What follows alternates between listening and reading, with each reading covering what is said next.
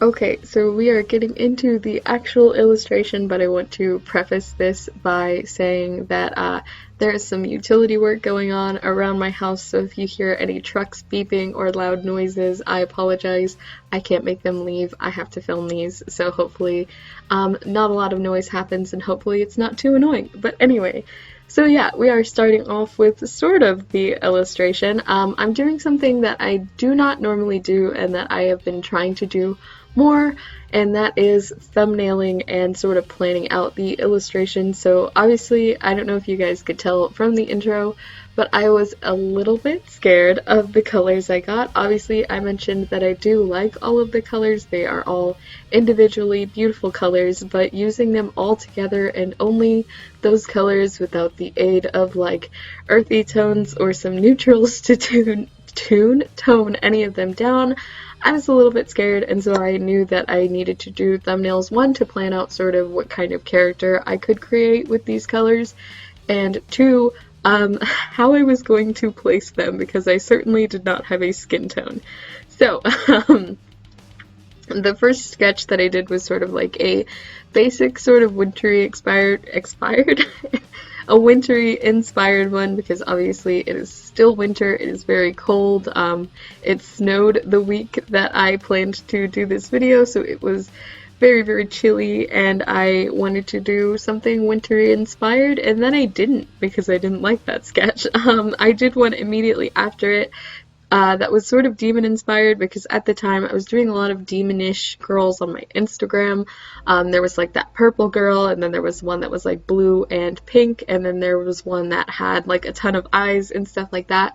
So I was just doing a lot of non-human characters, and also those are the type of characters I tend to gravitate toward when I do challenges like these and I don't have a normal skin tone or like an earthy color that I can kind of mix with another color to get away with a skin tone.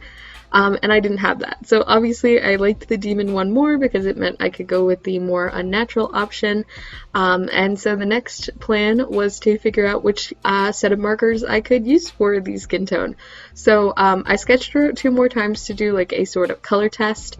And I started off with the purple, and the purple was dead, so I swapped it out for another purple. I didn't cheat. I wasn't about to have a repeat of that 3 marker challenge with the lily pad girl that I did, where one of my markers was dead, and I was desperately trying to revive it for the entire video, so I just went ahead and swapped it out. The original purple was a little bit more on the pink tone, which I was kind of sad about because I did like that better, but the only purple I had to replace it was very blue toned, so that is what we had to do.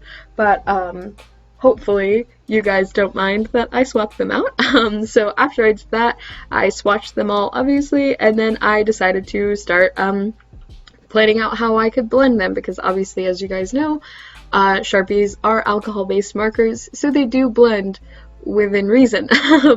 So I did the purple and the navy first, and while they did blend together because they were similar enough in hue and in tone, I guess not tone, but like darkness, I don't know the word for it, I'm blanking, but they did blend together. However, there was not enough contrast. I'm sure if you look very close, you can see that the navy would have shaded the purple, but I felt like I would have lost all of my sketch, and just there wasn't enough to make it look interesting enough, and I felt like having a block of all of this dark color would look real bad, and so I didn't do that. So I knew I had to use the minty color for her skin, and that scared me a little bit, so I had to figure out how I was going to blend the mint and the purple together.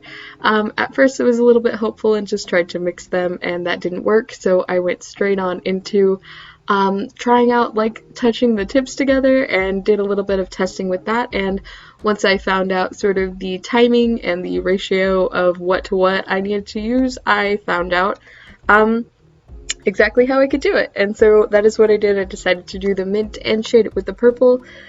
And yeah, so there was that for the testing. So hopefully I haven't been rambling and am already like midway through the illustration by now. But let's talk about the character. So I know I wanted to have her in like a really cool sort of like snarky pose. I wanted her to have like a very present attitude, and I wanted you to just be able to look at this character and see her personality without really like adding too many like, I don't know how to describe it. I wanted you to be able to look at her and be like, she bad. So that is what I did. I did my best to go onto, you guessed it, Pinterest, and find sort of like a pose that when I looked at it gave me the emotion that I wanted to feel, and so that is what I did. I wish I did a little bit of a better job placing the drawing because her feet did end up getting chopped off, but it's really hard for me to figure out where to place the character on the illustration when I am or on the sketchbook, I mean, when I am filming traditional videos, because I'm working on a very tiny sketchbook. It is the smallest size of the Canson XL Mixed Media sketchbook, and it's also really hard to figure out what you guys can see in frame or out of frame. And so, yeah, I have a lot of time, or I have a hard time most of the time figuring out how to place the illustration, and I wish her feet didn't end up getting chopped off because that would have added a lot to the pose. But I still feel like her body language, I suppose, still comes across. I still like the overall positioning of it, if only her feet were not chopped off. But I do still like the illustration.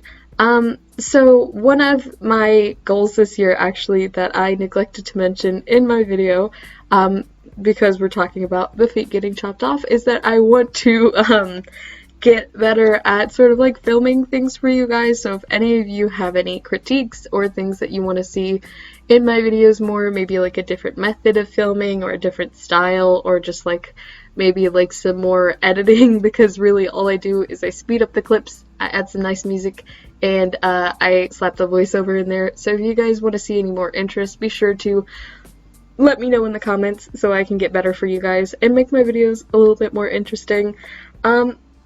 And yeah, so I still feel like even though framing everything was hard, she still ended up looking really good. Like I said, I feel like her legs and her body language still get everything across. I feel like the positioning of her arms too is super cool, like the one sort of behind her and the one in front in her pocket. It looks like her arm is chopped off, but it's supposed to be in her pocket. I still like it, even though it kind of just looks like her hand disappeared.